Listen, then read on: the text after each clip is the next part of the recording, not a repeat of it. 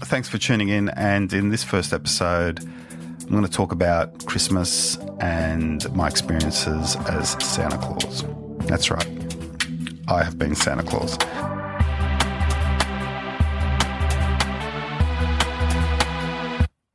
So thanks for tuning in to this very first episode of One Day I Will Tell the Truth. And I thought I'd keep it a bit lighter for the first episode, given the year that we've had, and a lot of people have been doing it tough. And I think coming towards Christmas, people are going to be doing it even tougher this year with everything else that's been going on. So I just thought I'd share my experiences from working as a Santa last year. Look, my view of Christmas has shifted a lot over the years. I would never have dreamt of playing Santa Claus ever. And I guess, 10 years ago, or we'll go back 15 years ago, I was running a service station, self-employed, employing people. And Christmas was all about Christmas parties and partying on and not really, not really thinking about Santa or anything like that. Sure, I'd give my employees a bit of a bonus and take them out for a few drinks and dinner. And as the years progressed, I did that more and more, and that was what Christmas was. And yeah, it was just an excuse to, get smashed. Christmas just seemed like a time where we just indulged even more than for me, I indulged even more than what I'd been indulging in for the whole year. And I pretty much needed all of January to recover by the time Christmas came along. So I guess, someone like me to have played the role of Santa Claus is just it's mind-blowing. Yeah, I guess we'll start off with how I became Santa. So I applied. There was an ad on an acting site, and I decided to apply, and I had an interview, and I got the job. And part of the job required all Santas to do a one-day training course, bit of a Santa boot camp, if you like. This training course, we learnt about what to expect.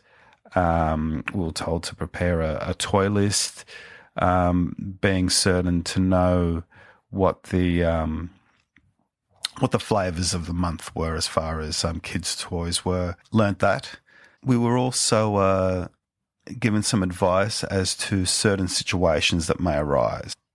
We were told that from time to time, parents might not behave in a manner that is suitable, and the job of Santa is to be Santa.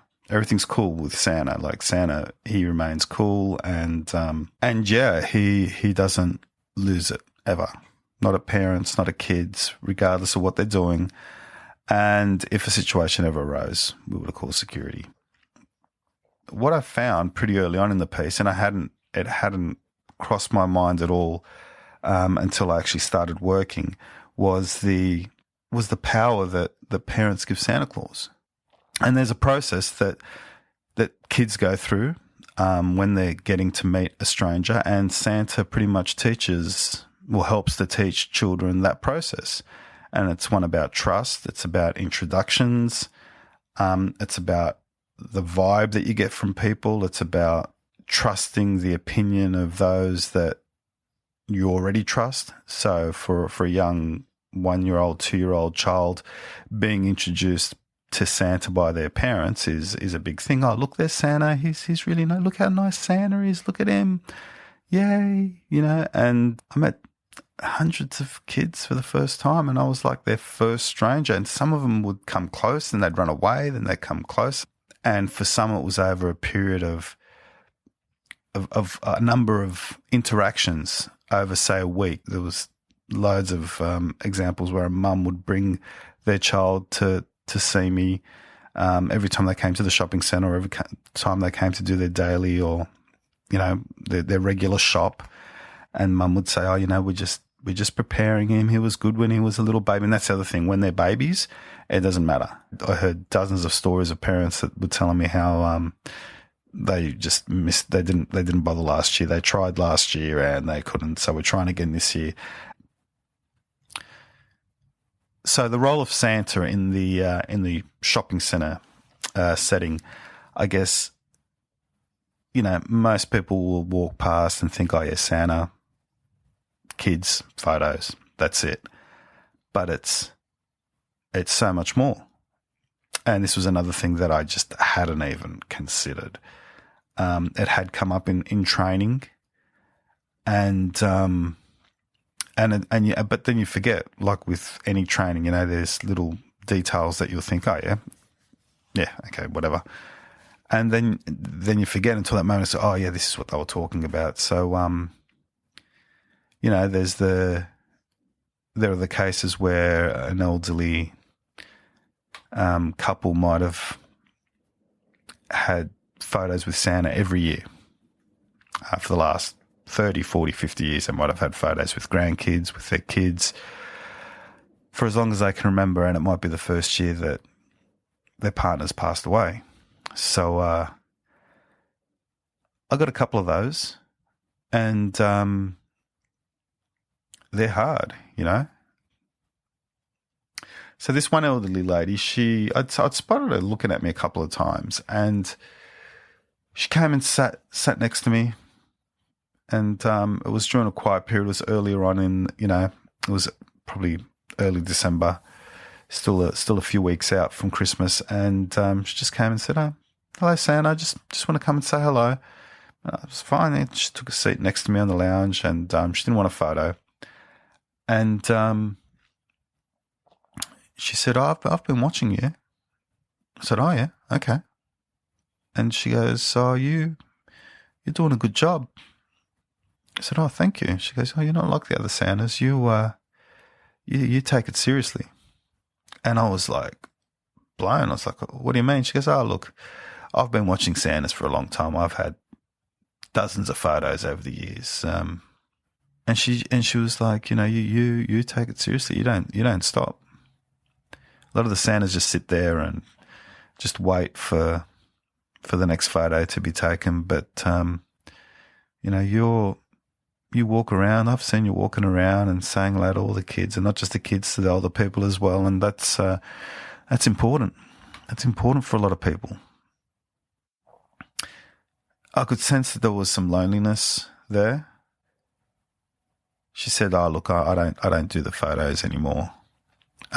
Not by myself. I don't do the photos by myself." And she didn't have to say it. I knew that she'd lost someone close to her, and she didn't feel right to have a photo with Santa, not without her other half. That was cool. But just for her to sit down and say those nice things were lovely. I saw her another dozen times after that. Every time she came past, it was a wave and a g'day and how you going and how's the shopping going? It's good. And there was another elderly woman that came, and she had a photo with me, and she mentioned that her husband had passed, and obviously she'd had some closure with it. She'd gotten past a certain stage in her process. I just thought it was really great. And she was sharing this stuff with me, with Santa. So I guess the mask, the Santa mask, lets you really observe people, and you can be Santa and really get into that joy part of it. So I started dancing around and doing spins and all this crazy stuff. If people were walking past and I caught them glancing at me, I would wave and carry on until they waved back. And people soon got the idea, and they just waved straight away. And mind you, I was in a very, very busy shopping centre. I was in Hurstville in Sydney, if anyone wants to look that up. But there was a whole chain of escalators, and when it was quiet, I would just look up at the escalators, and everyone takes a glance at Santa when they're, whether they're walking past or a couple of you. "Oh yeah, what's that guy doing down there? Oh yeah, what's creepy Santa doing?" And I'd be dancing, spinning, and making people wave at me, and it was fantastic. I loved it. I want to share a couple of other experiences.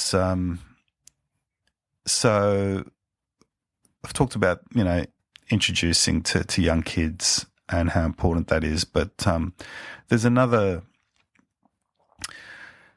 side to that, and that's kids with disabilities, which just takes it to a whole other level. And again, that had been mentioned in the training at the boot camp, but you just don't fathom what families are going through, what people are going through, especially at this time. And it's not just kids. I should add it. It's younger teenagers, even adults with disabilities, some of whom have full-time carers, some that live semi-independently, who it becomes clear their families are no longer a part of their lives. And that's something that as Santa you've got to deal with. But getting back to the younger kids with disabilities, there were a couple of standout instances, primarily with kids that are on the spectrum, kids with autism. There were so many kids and so many people that I took photos with. There's this one in particular that stands out, and it's there was a mum with a young daughter and a young boy. I don't know how to even describe whether you're high on the spectrum, low on the spectrum. I suppose I should have done some more research on that. But he had to be restrained. He was in a stroller and he needed to be restrained. His body would convulse, and he was nonverbal. That's right. So I was introduced to him, and the mum said, "Look, we haven't been able to have a photo in the past. We're going to try again this year." And it's like, fine. And I kept a peaceful demeanor. I didn't do too many crazy movements, but I just said g'day to him and crouched down and gave him the Santa fist pump. He acknowledged it, and I just said hello and just stayed with him for a few minutes, just there, not doing too much, and letting him take it all in, I guess. And we did that on 3 separate occasions, so on 3 separate visits, just crouching down, saying g'day. And I think it was the 4th go. It was a weekend, so the father, who I later would find that was the stepfather, came as well, and it was the family photo of 4. And I could see the mum and dad were nervous. They brought him over and they unstrapped the stroller, and I think they were in shock. He was fine. They got him sitting next to me, and I put my arm around him, and he was happy for me to do that. And that's I could see the mum tearing up, and I stepped down. I said, "Come on, guys, let's get this done. Let's have this photo." And they got him there, and they got the shot. A lot of the times as Santa, it's all about getting the shot.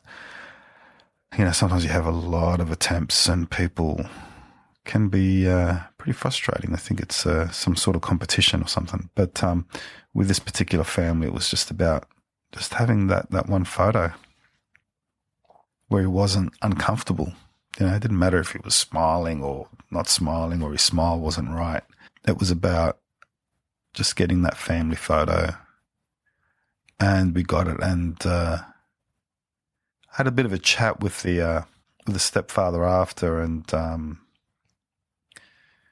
again, it was very humbling. The gentleman was telling me how he'd met the woman 3 or 4 years ago, and they'd been together pretty much ever since. She'd been single with the 2 kids, looking after them for a couple of years, or 2-3 years. Prior to that, the husband pretty much left after the son was born, after it became apparent of his condition. It just made me think. It just took me back, and I was like, yeah, man, like, I was talking to him just as me. I was just Tony, and I was like, dude, she looks like she's doing an amazing job, and you're obviously doing an amazing job too. It's like, I do have some family that have children in a similar situation. Obviously, everyone's unique in their circumstance, but yeah, I just gave them credit for what they were doing, and they were just so grateful. And a few days later, the mum came back, and forgive me if I get a bit emotional on this one, but because whenever I talk about it, it seems to hit me in the chest. So she came back a few days later, and she got me this massive box of chocolates, like the favourites, but the jumbo size, the big ones. And I was just blown, And they came to see me every time they were back in the shopping centre until Christmas to say good day every time. Yeah, it was wild. It was wild. There were a few others like that. There was one where a young Down syndrome child, it was a grandparent and a carer. So it was an Asian child, but there was an Anglo carer, and there was an elderly woman there.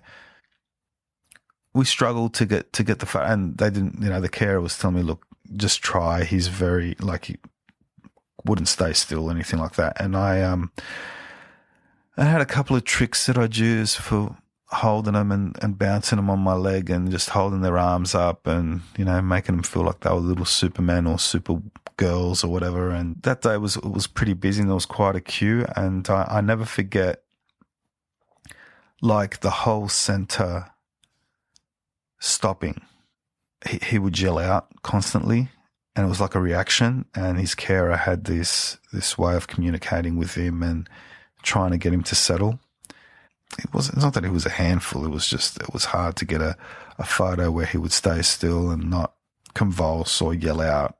Not that mattered, but I just got a sense of the whole shopping centre watching this kid, because it was really loud when he would scream. It wasn't like just saying something. He would scream out. He was about 2-3 years old, and I got him to stay still, and he just settled. And I remember seeing the elderly woman behind the camera, and she was pretty much bawling. She was doing her best to keep it together, but she was completely cracking up. And got the shot. Got the shot. That's a thing. You get the shot. And the carer came and took him back, and she was wrapped. And I'd caught a glimpse of everyone looking, and it was like the whole shopping centre had just held their breath for us to get this photo. And when we did, there was just like this relief. It was like, yes, yeah, that was a fantastic moment. There was the family that had their 23-year-old kids, and mum had photos. She had a whole family album with Christmas photos dating back for 23, 24 years. She had 3 children, and they're all doing that. Other families that would go on into the next generation, where they had the grandkids there as well. And they were really great. So I think the ones with the carers were the most difficult. The other one that really stands out was one of the last ones. It was on the final day. It was on Christmas Eve, and I'll never forget this one either. Well, anyone who's had photos with Santa and has left it to the last minute knows that the closer it gets to Christmas, the busier it gets. And for some people, it just isn't an option. They've got, parents or carers are working, kids are still in school, or they have part-time jobs, or whatever the case may be. Trying to get everyone together. And sometimes the only time is once the kids have finished school. They're on holidays, and that's when it really gets really busy, the last few days leading into the Christmas holidays. And it was Christmas Eve, and the last few days I'd get there. I used to do the morning shifts. I'd work from 9:30 till 1:30, 2 o'clock, non-stop straight through. And it was... I'd get there and there'd already be 40, 50 people waiting for the photos. They'd been there from 8:30, 9 o'clock. I'd walk past them. I used to get there pretty early. I'd walk past them at 9:15. They'd have no idea that I was Santa. So there on Christmas Eve, once we got rolling, at one stage I couldn't believe how long the line was. There was at least 150 odd people in the line, and it just didn't stop.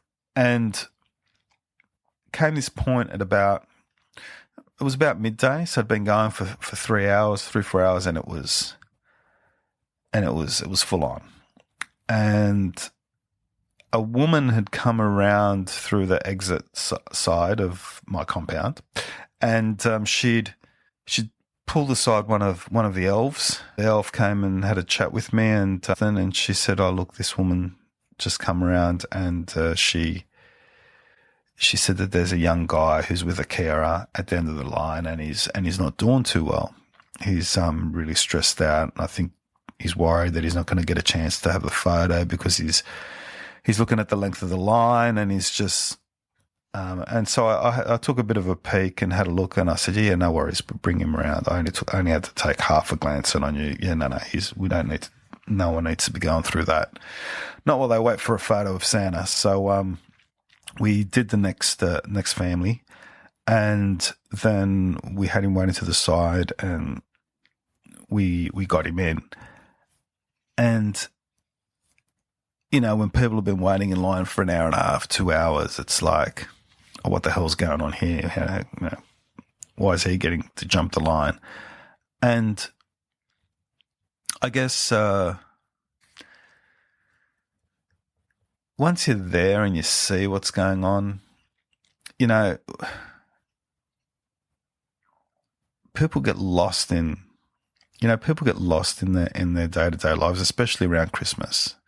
The rush and the shopping, and we've got to do this and we've got to do that, and we've got to get haircuts and we've got to buy new clothes and we've got to do all this crazy shit, especially if you've got kids. It's like there were a couple of hundred people in line that day, and they all saw this guy. And look, he was taller than me. He was, was at least 185 centimeters, over 6 feet tall, and very lean, thin guy. But he didn't need assistance walking, but he wasn't very comfortable on his feet. So it looked to me like he had some type of palsy condition, like cerebral palsy, and he had that lanky type walk. He had massive scars on his skull. He had a hearing aid. It looked like he was. They might have been getting ready for a cochlear, or it was a cochlear implant, but a recent one.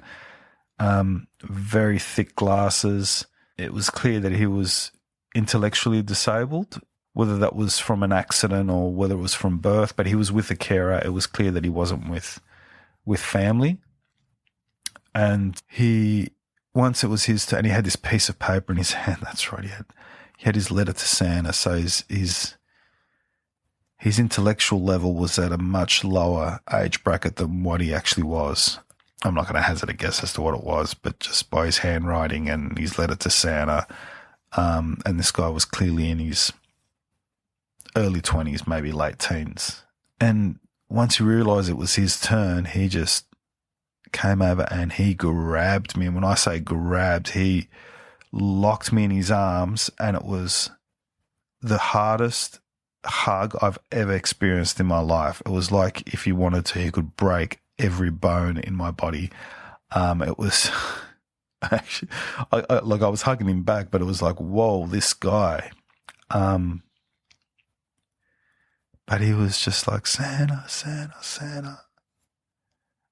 He was so excited and so happy to be hugging Santa. And it really got me, And I think at that moment, everyone, all those people that were lined up waiting, they didn't care about anything else. They weren't worried about what they were shopping for or doing next. A lot of them with their kids there. I think most of them were grateful that their kids were healthy. They were grateful for what they had. And so this young man, we had the photo together, and he bought his photo and he hugged me before he went to choose his photo. And then once he'd gotten his photo, I'd done another family in the meantime, and he came back to give me a goodbye hug again. And I remember this gets me as well. The family after, I don't know if it was the dad or the mum or whoever it was, but they just said, "Good job there, Santa." I said, "Yeah, mate, it's a lot tougher than what it looks." And he goes, "Yeah, I can tell." He goes, "Shit." So yeah, it was. I think most people realise that it's a pretty tough job, old Santa. One of the things I also wanted to touch on was how important this time of year is to different ethnic groups in the community, different migrant groups, religious groups, people, families that are just trying to connect with the community, with the wider community. And I just found people who don't share any really religious connection to Christmas, that was some of the most Christmassy people happening. You know, they'd get all matching tops and the hats, and they were so Christmassy, and it was their way of connecting to this festive time, this holiday, and how it's celebrated here in Australia. But I'm sure this happens everywhere in the world, where families, members of groups that, you know, that are just trying to connect, and they spend all year working and getting their kids through school and you know, making ends meet, and then it comes this time of Christmas where they can go and get their Christmas photo, and they can be a part of what everyone else is doing. And I think that was another thing that I just hadn't fathomed to me. I'd never thought about it. It was every day, especially as we got closer to Christmas, all these families from, you know, different ethnic backgrounds, just making sure they got their Christmas photo, making sure they went all out with the Christmas spirit. I'm a watcher. I see things, and you know, people say they're people watchers. I love that sort of thing, and I would watch the line, and I would watch people, families watching other families, and there'd be times where everyone was one, you know, all different ethnic backgrounds, but we're all one. It was fantastic. I used to love it, you know. And I used to have a running commentary with a couple of my helpers, and I go, "How good's this? How good's this family? How good's that family?" And they were younger, and they didn't really understand where I was coming from. I said, "Look," and then one of them, who was a bit older and who was really into the Christmas thing, and she'd worked as a helper for Christmas for like since she was 16 or something, and she was in her early 20s. She loved it. She knew what I was talking about.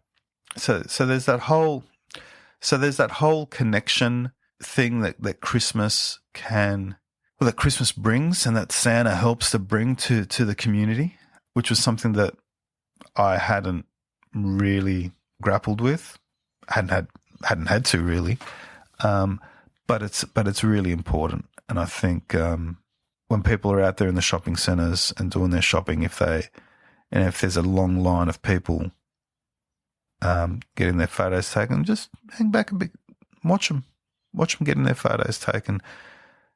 Watch them trying to, you know, watch different groups trying to connect. It's fantastic.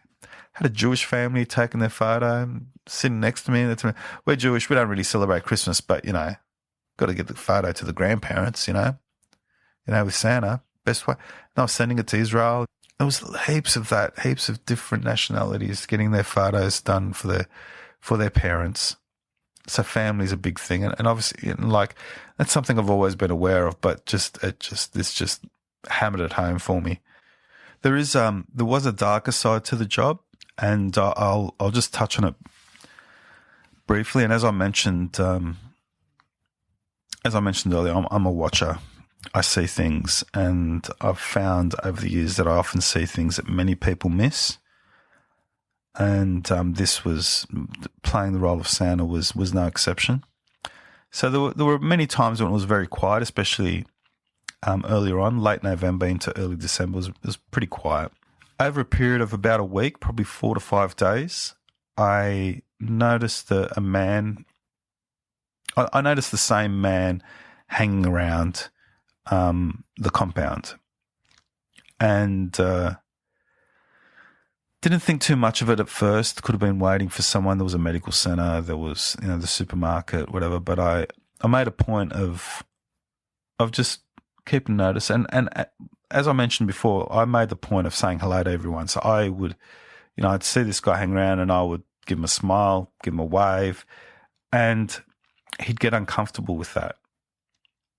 So that at first didn't think much of it, but then the second, third time, I thought, okay, something's not right here. And then there was one morning where I arrived and he was sitting on this bench, which had a perfect line of sight to see my couch and where the kids would sit next to me and the families and whoever would sit next to me to get the photos done. And it was just a perfect angle to be able to see me. And I thought, okay, that's a little bit strange. And I had a couple of customers, and then I thought, I'll say good day to him again. And then I waved to him, I said hello, and then he moved. And again, I didn't think too much of it, but something was playing on me. And the area where Santa is located at this particular shopping center, there's like a large open area with a lot of benches and that, and there's quite a large Asian community in Hurstville, in the area where this shopping centre was located. And a lot of, it appeared to me like a lot of grandparents would bring their grandchildren there every day. It was like their little, mid-morning hangout for a couple of hours. They'd do a bit of grocery shopping. The kids, some of them would be on bikes. And I actually got to know a number of the grandparents and children, I'd say hello to them every day. And I noticed this gentleman was sitting there and he was just watching the kids, which is fair enough. I think we all watch kids from time to time, but there's watching kids and then there's watching kids. And this made me feel uncomfortable. A woman had a stroller with a young baby girl in there, and she turned her back and he was really close. He was only a metre away and he was just glaring at her. And I thought, nah, this ain't right. I don't like this. So as we were trying to do, we called, I got my helper to call security, and security came, and I explained to them what was going on, and I explained to them what had happened over the last few days. And this was a young security guy, and he checked him out for a few minutes, and I just saw the look on his face, his demeanour change, and he came back to me and he goes, "This is above my pay grade." So he obviously felt the same way that I did about this gentleman. So another security guard came. Actually, two of them came. It was like the management of security, and they've got a whole procedure to deal with these sorts of things. And they had a look at him as well. And I went and had a chat with him, asked for some ID. He didn't have anything, but they escorted him from the centre. Yeah, look, I don't know if this guy had bad intentions or not. I left it in the hands of security. They told me that he had no ID, no fixed address. They'd called the police, and the police knew of him hanging around, but they didn't share anything else. But they pretty much said it was a good call from me without giving me too much detail. So, yeah. Look, there was one other instance. I don't want to dwell on this too much, but again, I guess it just highlights at Christmas time that it's not all joy and happiness. That there are people out there in the community that aren't really, they just aren't all there. I don't know what do you call these people? So again, at the height, it wasn't Christmas Eve. It was a couple of days earlier, but it was a very, very busy time, and I spotted two gentlemen in their 60s, casually dressed but well dressed, and they had like an old school manual camera, and I found it weird. And so at the time I had two young girls either side of, well, two young girls, probably 10 and 8 or 12 and 10, either side of me. And they were about to take the shot, and I've just stopped and I've motioned to mum, to their mum, and I said, and then I pointed to these guys and I said, "Do you know these guys?" And she's like, "Nah." So I stopped. I called over my helper, get these guys to stop taking photos and get them to delete whatever photos they've taken. So that was one of the big no-nos. You can't take photos of other people. And if you spot people taking photos, look out for that. That was in the training as well. I forgot to mention that earlier. The whole digital age that we live in. So my helpers were talking to these guys while I waited with the two young girls, and I could see that something wasn't right. So one of my helpers came over and said, "Look," they said, "there's nothing to delete." They said they haven't taken photos, and I distinctly saw them taking photos. So I got up and I walked over. He was showing the camera to one of my helpers, and then I realised, and it didn't hit me straight away. It took a few seconds to register, but it was an old film camera. So what does that tell you? Well, I know what it tells me. It tells me these guys are taking photos and they're getting out of there. And if they get caught, they just walk out, get out of there and develop the film, wherever they're developing it themselves. And they get the photos of the young kids. It's dodgy as. It was creepy as. And something clicked inside of me, which Santa isn't allowed to let happen. And I got up close to the gentleman that was holding the camera, and I just said to him, "Listen, mate, you know what you're doing is wrong. Now, why don't you just get the fuck out of here?" And they left.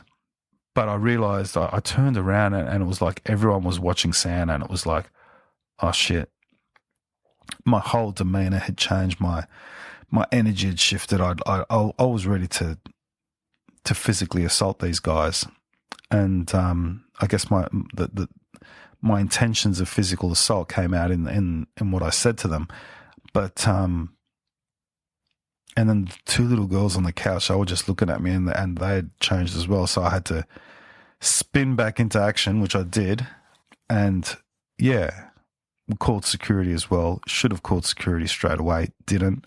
They did check the cameras and went back, but these guys had left the entire complex. So yeah, there's dodgy people out there as well.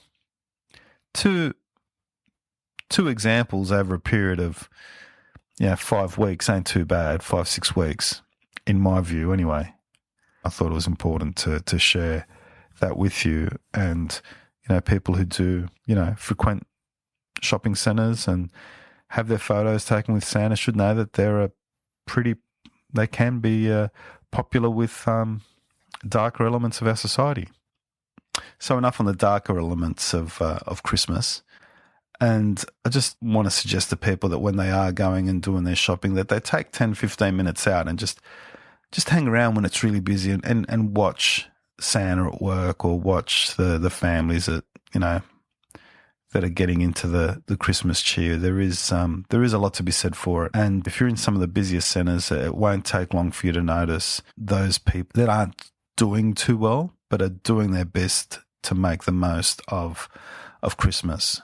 Finally, I guess I'd say overall the experience was just so enlightening for me as a 47-year-old man at the time, to see the effort that people put into celebrating this time, the sincere effort, and how they're constantly getting dragged in one direction. And it's like, no, we've got to do Christmas. We've got to pull away from what we're doing constantly, because what we're doing constantly isn't, well, not that it isn't healthy, but it just feels like we need to be doing something else.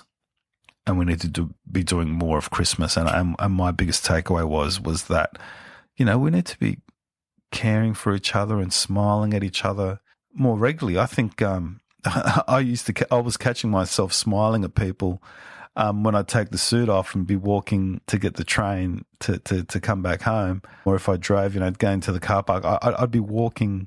Once I'd gotten out of the outfit, I'd be looking at people, and I'd have half a smile. I wanted to smile at people, and it's really important, And I find myself doing it more and more these days, smiling at strangers, and especially at Christmas. You've got to just chill a bit and not get too caught up in the crap that's, I think it's easy to lose touch with what's really important about Christmas.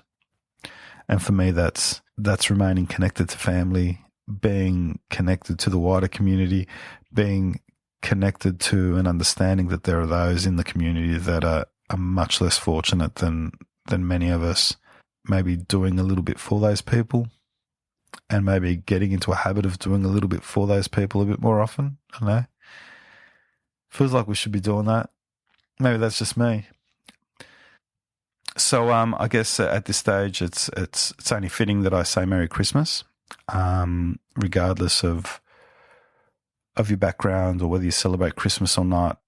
It is an important time of the year. Santa is an important figure at this time of the year, and I hope that what I've shared with you highlights that. In the next episode of One Day I Will Tell the Truth, I'll be talking about New Year's resolutions and giving up those addictions, which tend to be what New Year's resolutions focus on. They tend to focus on, in my experience anyway, on those things that people are trying to give up that aren't doing them much good. So I'll be talking about that. I've got quite a bit of experience in that area. So hopefully you can tune in then. In the meantime, again, Merry Christmas, and I look forward to having you tune in. Just a reminder that if you haven't subscribed already to please do. And if you want to discuss or comment on any of the platforms, if they have that facility, please do. I'll be happy to respond and get into a discussion about what I've been talking about. So Merry Christmas again, and look forward to having you tune in to the next episode.